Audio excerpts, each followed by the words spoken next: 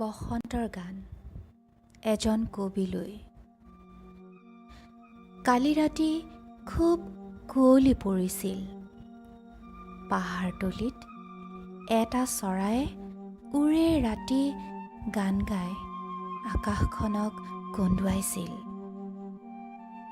ৰাতিপুৱা গছে বনে পাহাৰৰ শিখৰে শিখৰে বকুল ফুলৰ দৰে গুৰি গুৰিকৈ বৰফ পৰিছিল। এটা চৰাইৰ মাতত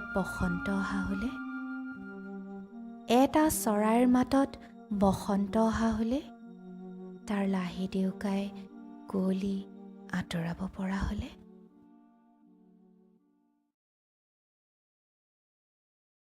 তেজৰ আখৰেৰে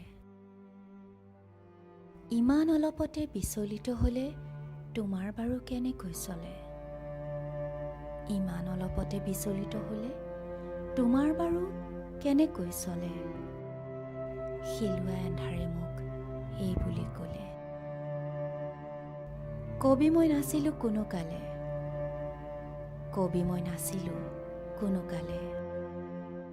ব্যৰ্থতাৰ এন্ধাৰে মোক মাথো সত্যক সহজে ল'বলৈ শিকালে। কবি মই নাছিলোঁ কোনো কালে।